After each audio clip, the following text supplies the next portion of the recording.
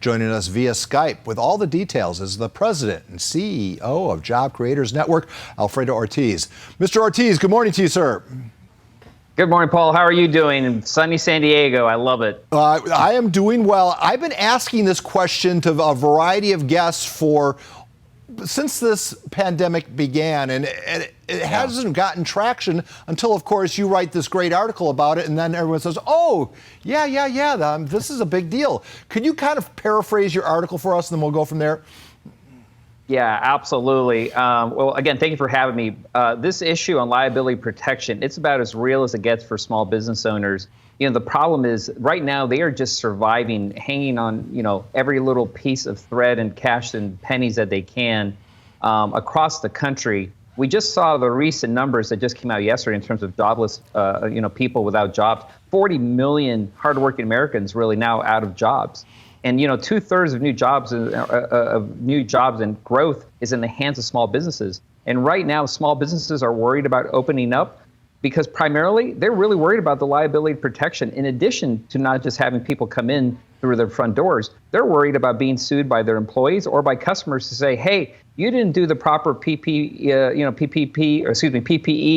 and protections for your business, and I think I caught COVID because of you, and we're going to sue you.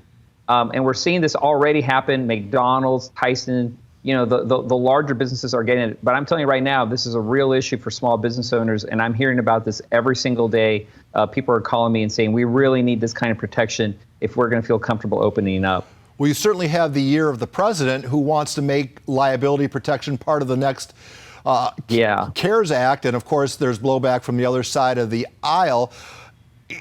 Couldn't it be as simple as a waiver? Hey, if you're going to work here, hey, if you're going to dine here, you agree to give up all your rights to sue? Yeah, it's funny. So we thought about that, and we wish it were that easy. But trial lawyers have a great way of finding ways of suing you for anything at this point. And what we're more concerned about is what I call kind of the drive-by lawsuits that aren't even lawsuits. They're basically threats of lawsuits. This happens all the time with small business owners, and we don't hear about it. But these are real costs to them. And what they do is they can't afford to bring on attorneys to fight these things. So a lot of times they'll just pay whatever is necessary just to avoid some kind of a lawsuit. So we need an overall liability protection for small businesses across the country, because again, it's already going to be tough enough for them to open up. You know the kind of restrictions that they're having county by county. I'm excited to see that in San Diego, for example, people can finally go to the beach on June 2nd. That's kind of exciting news. With that, hopefully that brings more people to the beach, and restaurant owners can do what they need to do, which is make money, because they got to pay those payrolls and they got to pay that rent. We've done everything that we could as Americans to flatten the curve right now, and what we need to do is flatten the fear. And it's an important issue because, again, 40 million Americans are unemployed as of this point. We got to put them back to work. Well, let me speak for Nancy Pelosi, if she will allow me. Okay, what about the situation where you put workers into a dangerous spot, like a meatpacking plant, where you don't provide them the safeguards, and a lot of people get sick and maybe even get hospitalized and, God forbid, pass away? Shouldn't there be some protections for those sort of employees? Yeah, and I think what we're saying is that it's not a complete blanket immunity, that takes away the opportunity when there is just blatant disregard for health concerns.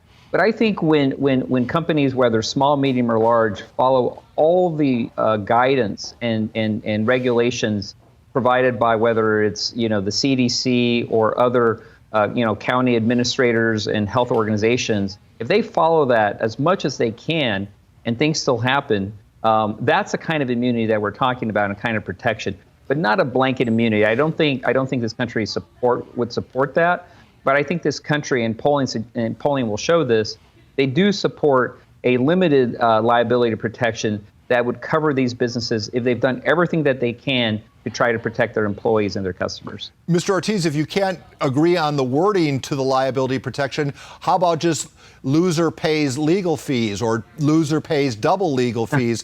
That would just cut down on the frivolous claims, would it not? Yeah, well, now that's music to my heart, because you're talking broader tort reform, quite frankly, legal reform that I would love to see in this country, which is a loser pays. We're the only country in the entire globe that doesn't have a loser pays legal system. I think that would take away a lot of these frivolous lawsuits that we see. In the healthcare system alone, we estimate that 20 to 22% of our healthcare costs are driven by these frivolous lawsuits because doctors will practice what's called defensive medicine to avoid these kinds of lawsuits. So it's a real thing in this country, and if we can do things, on a broader basis, on a longer term, that would be fantastic. Right now, I would be happy with a limited liability protection, at least for our small businesses. And as we wrap this up, look into your crystal ball for me. How's this going to play out? I think we're going to get it. I think this is a critical part. I think, Mitch McConnell on the Senate side is going to hold this one as tight as it can. This is a true issue, a broader issue, and I'm sure we'll have to probably give into something on the other side that Pelosi will put on the table. But I really do believe that this limited liability protection, especially for our small businesses, will go through. A small business is one thing. Excuse me while I squeeze in one last question. Yeah. How about schools? I mean, I'm sure there are schools that are worried about the exact same thing. Would this apply to learning institutions? Yeah, that's a great point. I think this has to be broad in nature. I mean, you can think about learning institutions, summer camps. I mean, it really can be broad. The CDC has issued guidelines that are very specific, almost by industry, and industry is also doing their part to do that. I think, again, if we have something that clearly states that if you've done everything possible and you follow the guidelines as best as possible, that's the kind of protection we're talking about.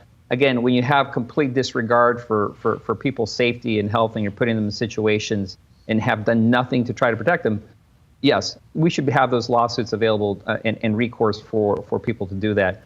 But again, we're talking a very limited perspective here, specifically related to the COVID issue. Well, it was a great article. I encourage everybody to check it out online. Thank you. I really appreciate your time. I hope we get to chat again. Absolutely. Thank you so much. Have a great day.